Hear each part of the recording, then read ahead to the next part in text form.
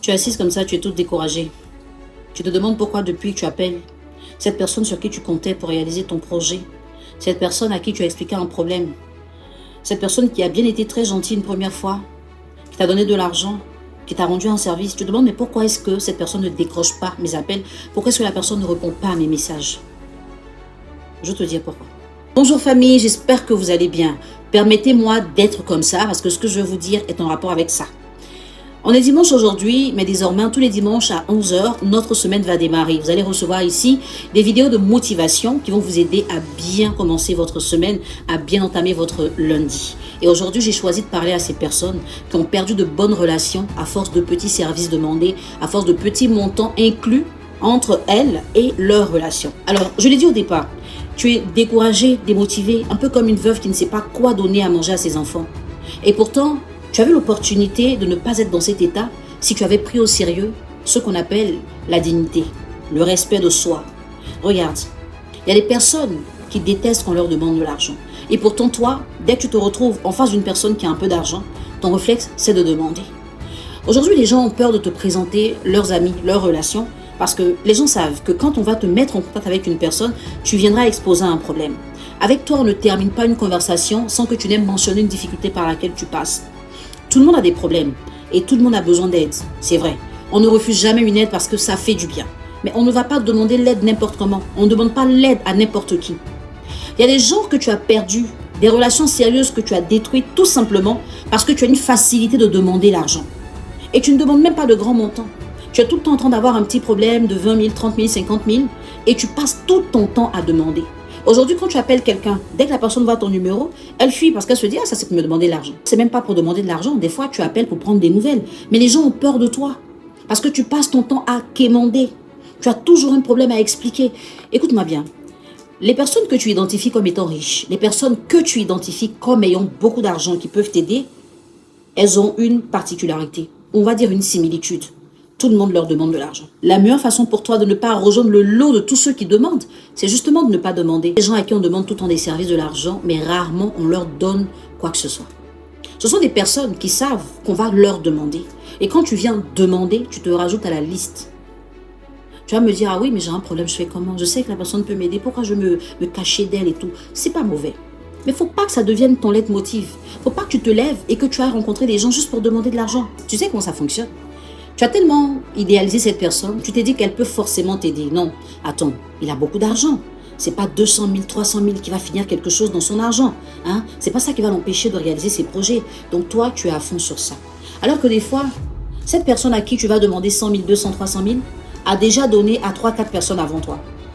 Ou cette personne n'a même pas ce que tu penses qu'elle a. Donc quand tu arrives lui demander de l'argent, elle ne va pas te dire j'en ai pas. Non. Parce que tu l'as déjà mise sur un piédestal. Elle veut conserver cette position-là dans ta tête, dans ton esprit et surtout dans ton cœur. Parce que plus tu as besoin de quelqu'un à qui tu demandes de l'argent, plus tu lui fais des prières, plus tu parles de cette personne. Donc toi, tu fais tous tes projets en rapport avec quelqu'un qui va sortir son porte-monnaie, son chéquier, te libérer un peu d'argent. Il y a mobile money, peu importe. Le fait est que toi, tu veux avoir cet argent. Mais la personne ne te dira pas, j'en ai pas. Elle va te dire, bah, t'es pas vite venu. Tu sais, je viens de rendre un service à quelqu'un. Si tu t'es venu plus tôt, je l'aurais fait pour toi. Dans certains cas, c'est vrai, mais dans d'autres cas, ce n'est pas vrai du tout. La personne est juste en train de te faire patienter. Et quand elle te donnera rendez-vous le mois prochain, par exemple, elle sait que d'aujourd'hui au mois prochain, tous tes espoirs seront fondés sur elle. Tous tes espoirs vont tourner autour d'elle, de sa personne. Tu vas la visiter, tu vas lui faire des compliments, des éloges. Tu vas parler d'elle aux gens parce que oui, tu espères que cette personne-là change ta vie, qu'elle règle ton problème. Et il y a des personnes qui se nourrissent de ça. Et quand tu reviendras, te diront en général, ah, il n'est pas là. Ah, il n'est pas là. Quand tu appelles, on ne décroche pas. Ou c'est un message de je suis en réunion. Tout ça, c'est pour t'éviter. Et tu vois l'énergie que tu mets à aller quémander, à aller demander, à aller patienter dans le salon de quelqu'un pour que cette personne puisse résoudre tes problèmes. Tu aurais pu utiliser cette énergie-là pour te construire. Tu aurais pu utiliser cette énergie pour réfléchir à un projet. Je vais te dire un truc. Tu as la possibilité de vendre tes idées aux personnes qui ont beaucoup d'argent. Même si elles n'en ont pas besoin, elles vont soit acheter pour les autres, soit acheter pour te faire plaisir. Mais quand tu n'as rien à vendre et que tu passes ton temps à demander, on te prend comme le mendiant du quartier.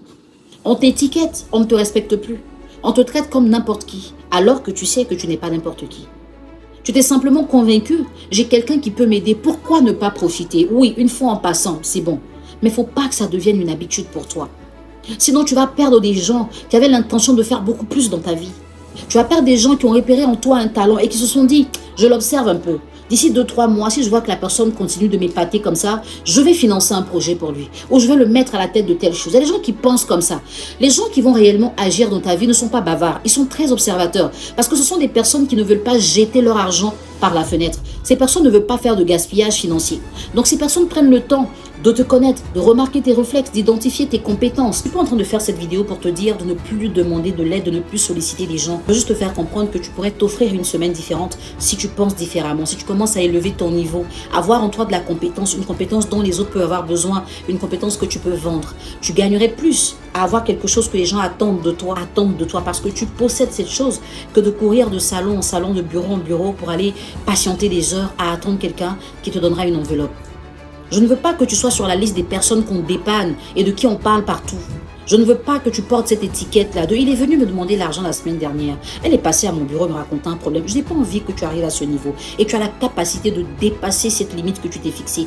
Tout se passe dans ta tête. Ces gens que tu idéalises ont des fois des problèmes que toi tu n'as. Ces gens que tu idéalises ont des problèmes que tu n'imagines pas. Tout comme toi, il y a 5-10 personnes qui comptent sur ces personnes-là aussi. Tu ne vas pas venir te mettre en salle d'attente. Je pense que tu es une personne trop précieuse. Je ne veux pas que tu brades ton honneur. Tu sais, il y a des gens, dès qu'ils te voient, ils se disent, il ou elle va encore me demander de l'argent. Il y a des gens qui font un budget pour toutes les fois ils vont te rencontrer. Et c'est devenu un peu la petite causerie entre eux. Quand ils te regardent, ils sourient. Des fois, tu es obligé de faire le pitre pour qu'on te rende des services. Tu penses que tu les amuses, mais en fait, tu les énerves. Et comme les gens vous regardent, ils donnent pour que tu parles d'eux et que les gens continuent de parler d'eux en bien. Qu'est-ce que tu gagnes toi en vrai? Parce qu'à force de demander, tu n'arrives pas à t'établir un profil de vie.